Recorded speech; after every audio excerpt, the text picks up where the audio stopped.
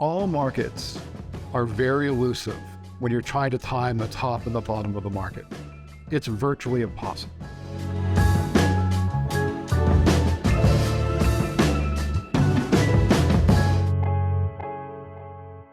Hello and welcome back to Change and the Market, your weekly look at the changing real estate market. I'm your host, Brian, joined as always by the other host, our resident real estate expert, Mr. Chris Masiello. Chris, how you doing this morning? Brian, how are you? See our community, good to be with you. I'm doing good as well, and I said this morning, but it's actually this afternoon. I've got my schedule all mixed up, but we're going to get right into it. So yeah, I'm going to kind of shamelessly, read from my notes because there's a lot of good data in the last week. Now, start with the fact that, our internal sales numbers are ticking up pretty significantly for both incoming new listings and under agreement. So, not a big surprise. It's the middle of April, and kind of as we would expect, the market has come back to life. Some really interesting points, though, in the last week that came up because people are trying to, within the industry and in the outside of the industry, trying to kind of make sense of this environment. And a number which I thought was really fascinating, which I think speaks to the stability in sales prices that we have. Because even though our unit count has gone down in the last year, with rates going up, sales prices have not. And that's never happened. We don't have declining sales and increasing prices. That's really just never happened for a sustained period of time. And this number I got when just doing some of my weekly research. So in the last 10 years, we've built 40% fewer homes than we had in the period from the comparative period, which would have been from 1960 to 2007. So between 1960 and 2007, we built roughly 1 million homes a year. And over this last cycle that they're referencing, the last 10 years, we've built about 650,000. You have to think about that. This is a big country. If you ever fly across the country and you look down, all you see is green. And there's 340 million people here, and to build 650,000 new homes, that's it. I think that kind of speaks to why we're seeing, the inventory and the prices being so buoyant, even though that the market's fluctuating. It's because, like we've talked about many times in past episodes, is we have more people than we have places to put them, and that trend continues, and that's why pricing is so buoyant. Reading a bank rate monitor, which is a pretty widely distributed publication, they were talking about really today is really the best time in the last couple of years to get into the market, even though rates are a little bit higher. They're referencing the fact that prices are not.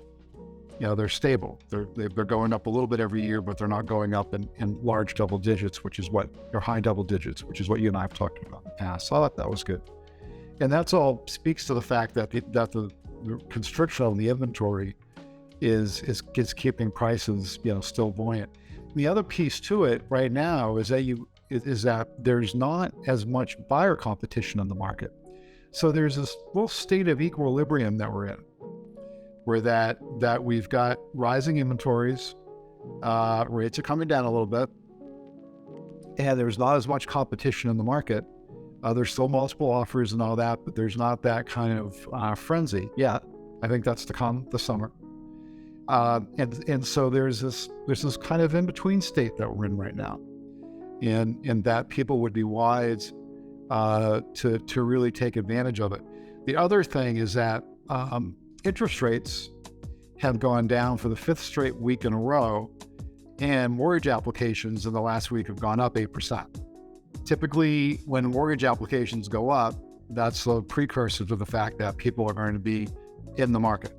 So, I think all those things really kind of add up to that, what could be, pretty active spring and summer, and with a little bit more inventory coming on the market. And you really, if you're on the fence right now, and there's not a really good reason to be on the fence, except you're not sure would be the best reason, because all the indicators are now's the time to go. Yeah, so kind of bouncing off that and taking all that information, you already hit on a little bit. It's time to get off the fence. But let's round that out to your advice for anybody else. What should people be doing right now as we're moving forward into this market, the way it's progressing over the next few weeks? All markets. I don't care what type of market you're in. It could be stocks, it could be housing, it could be cars. I don't know. Pick any market, gold, whatever it is.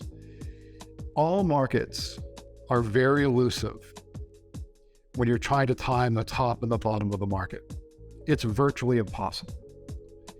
And by the time you know that you've either hit the top or the bottom of the market, it's too late. So you have to follow your instincts, understand, what your personal condition is, whether your personal finances, your emotional condition. For housing, by example, is now the right time to make a move based on how we're feeling about it emotionally, how we're feeling, what our financial condition is as an individual or family, and whatever the case may be. And if you're in that position where there really isn't any good reason to hold you back, well, then you should go. Because by the time you get empirical information that now's the time to go, you've missed it. And that's true of every single market. It really doesn't matter, what type of product or commodity you're in. So kind of taking that and spinning it a little bit for realtors right now, should they be trying to, gently coax the people they're working with? Now is the time? Is that the direction we're pushing? Yeah, absolutely. And I would even be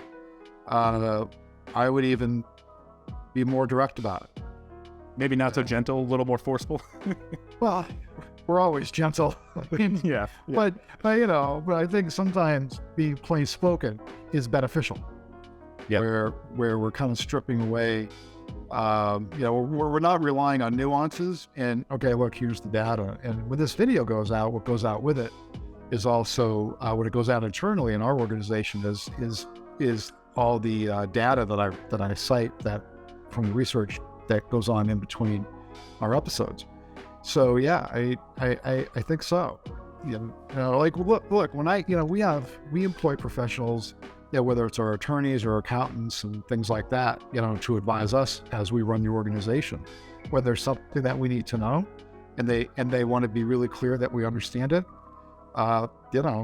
There's not a lot of mincing of words. It's okay. Look, this is what you need to know. This is what you need to do. And I kind of think we're in one of those periods because it's a little counterintuitive with rates going up but housing prices kind of, modestly going up. Those things don't happen, together. So I think all of us are in this process, Brian, of making sense of the market. This is a sense-making exercise. And I think as every week when I start preparing, for us to be together, I take a look at last week's notes, this week's notes. There's always a lot of overlap because you're only doing a week. And not a lot of drastic things happen from one week to the next. Patterns build up. Like I go through my notes, I can see the patterns.